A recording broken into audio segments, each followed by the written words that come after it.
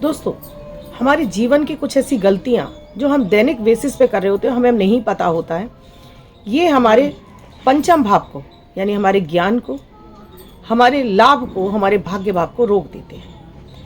जहाँ हमें बहुत सारा हमारे भाग्य में धन है, वो भी हमारा जाया होने लगता है।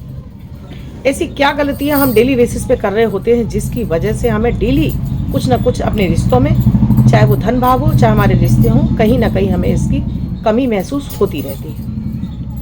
डेली मैं आपको अमृत की बूंद जादुई अक्षर देती हूँ, राहु काल और अभिजीत समय बताती हूँ। इसके पीछे भी मकसद है आपके हर दिन को लकी और बेहतर बनाने के। तो आज भी कुछ आपको ऐसे ही विशेष देने जा रही हूँ, वीडियो को लास्ट तक पूरा देखिए। राधे राधे, नमस्कार। मैं हूँ आपके एस्ट्रोदोस्त एस्ट्रोलॉजर आशना गुप्ता।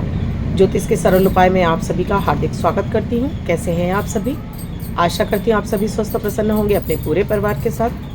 ऐसे ही स्वस्थ और प्रसन्न बने रहें, ऐसी मैं आप सभी के लिए मंगल कामना करती हूँ। मैं आपकी एस्ट्रोलॉजर हूँ, ज्योतिषी, वास्तुशास्त्री, न्यूमरोलॉजिस्ट, लाल किताब रीडर। चेहरा और हाथ पढ़कर भी आपके बारे में बहुत कुछ बता सकती हूँ।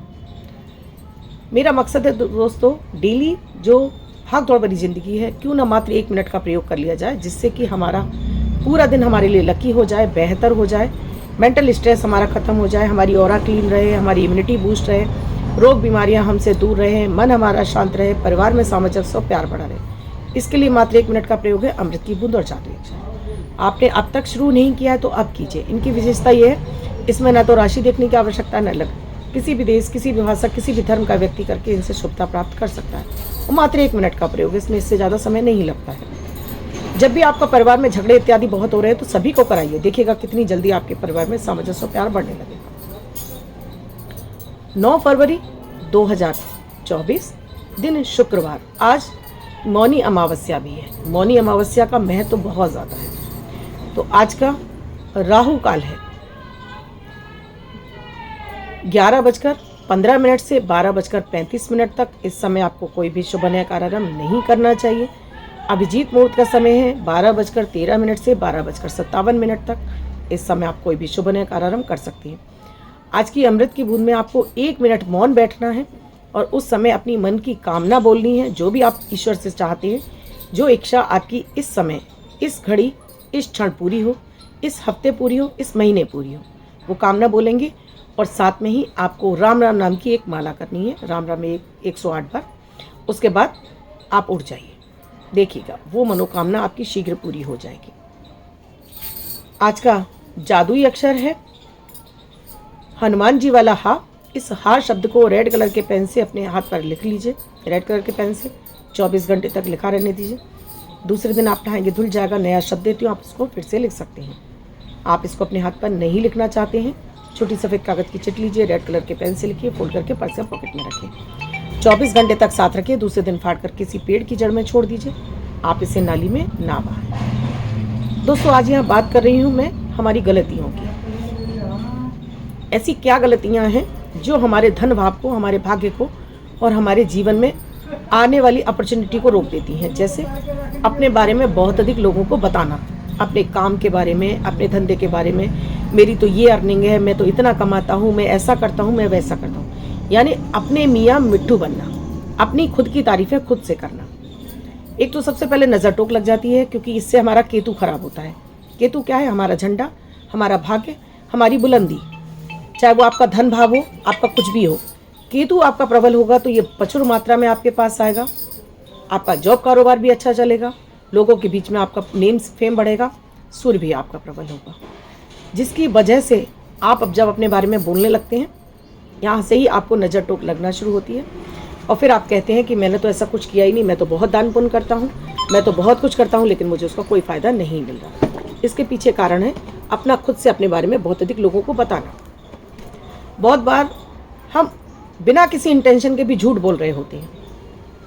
कोई दरवाजे पर आया है, बच्चों से कहलवा दिया, कह दो पापा नहीं है। या कुछ कोई मांगने आया, आपने कह दिया मम्मी घर पर नहीं है। या आपने ऐसे ही बोल दिया कि भाई किसी ने आपको फ़ोन करके कुछ पूछा, आपके घर आना चाहता है, आपने कह दिया कि मैं तो हूँ ही नहीं शहर में। यानी कि यहाँ सिर्फ आपका मकसद होता है कि सामने वाले को अपने से दूर रखना, और इसी वजह से आप झूठ बोल रहे हैं। आप कुछ खरीद के लाए, आपको लगता है कि आपके घर के लोगों को ना पता चल जाए, तो आप ओकेजनली, बच्चों को पता है और दादी को मत बताना, पापा को मत बताना। तो यहाँ आपका मकसद झूठ बोलने का नहीं है, लेकिन फिर भी आप झूठ बोल ही रहे हैं।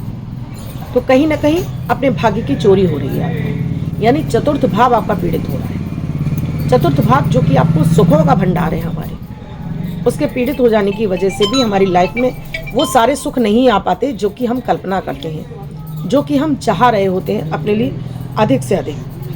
तो वो भी एक कारण होता है दोस्तों कि हमें चाहिए कुछ,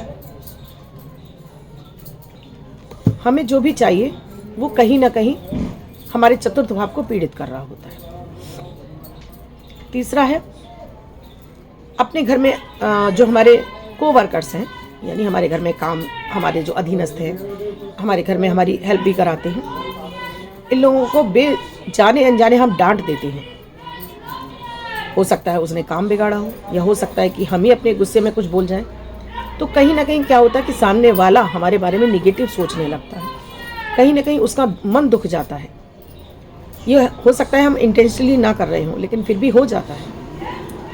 तो समय समय पर इन लोगों से अगर हम सॉरी भी बोल देते हैं तो कोई दिक्कत नहीं है, क्योंकि कहीं ना कहीं आपकी लाइफ को ईजी बना रहे हैं, आपकी लाइफ में आपको आगे बढ़ने का ये मौका दे रहे हैं। क्योंकि ये सहायक ना हो तो सारे काम आप खुद से नहीं कर सकते हैं, कोई नहीं। इन्हें खुश करने के लिए कुछ ना कुछ हर महीने आप देते रहिए, तो इनसे भी आपको ब्लेसिंग मिलती रहेंगी।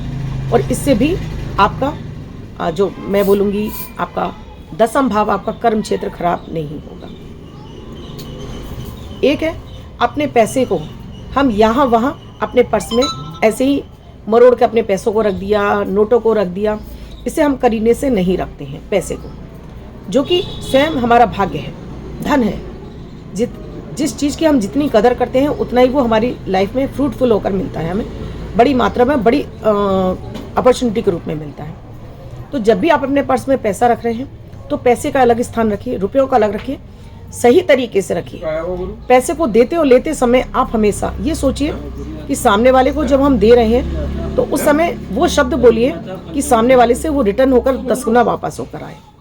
तो इस तरह से बात कीजिए देते समय कि अपने पैसे को मनी मन आपको ये सोच कर देना है कि आप मेरे पास जिस सम्मान के साथ में जा रहे हैं 10 गुना वापस होकर आप मेरे पास आइए। देखेगा ये धन भाव आपका मजबूत होने लगेगा। एक हमेशा अपने जो आपकी कमाई है उसमें से कुछ हिस्सा आपको दान धर्म में ज़रूर निकालना चाहिए। वो दान धर्म आप मंदिर में भी कर सकते हैं, वो दान धर्म आप अपने किसी गरीब की मदद में कर सकते हैं, कहीं भोजन की व्यवस्था, किसी के लिए वस्त्र की व्यवस्था, किसी के लिए आप शिक्षा की व्यवस्था कर सकते हैं। तो जब आप उनका हिस्सा निकालने लगते हैं तो प्रकृति आपको देती है। पशु पक्षी, कीड़े मकोड़े और गायों के लिए भोजन जरूर निकालना चाहिए। आप एक रोटी अपने घर में भी निकाल सकते हैं, नहीं है तो आप उनके लिए जगह जगह शेल्टर होम बने हुए हैं, गाय के गौशाला बनी है, वहाँ दे सकते हैं।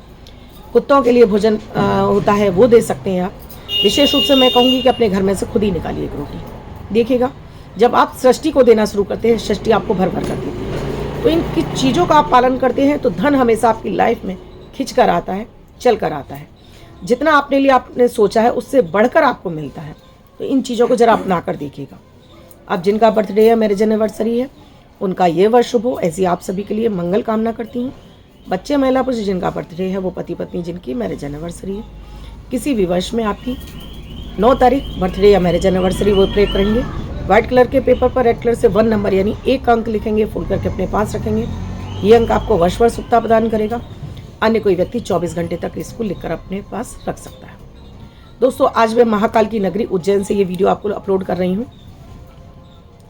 आप भी सौभाग्यशाली हैं कि आप ये उज्जैन का वीडियो है और आप देख रहे हैं, और मैं भी बहुत भाग्यशाली हूँ जो मैं आज महाकाल की नगरी में हूँ। वीडियो अच्छा लगा हो तो लाइक ज़रूर कीजिएगा, कमेंट ज़रूर कीजिएगा, राधे राधे हर हर महादेव ज़रूर लिखिएगा। शेयर अधिक से अधिक लोगों को कीजिएगा। चैनल को अब तक सब्सक्राइब नहीं किया है, चैनल को सब्सक्राइब कीजिए, घंटी के बटन को ऑल पर करना बिल्कुल ना भूलें। कुंडली का विश्लेषण कराना चाहते हैं तो नंबर है 8077506510। कॉल या व्हाट्सएप मैसेज के जरिए जान सकते हैं क्या है प्रक्रिया, क्या है प्रोसीजर हमसे जुड़ने के लिए। कल फिर कुछ आऊँगी आपके लिए नया, कुछ अद्भुत लेकर। तब तक के लिए राधे राधे।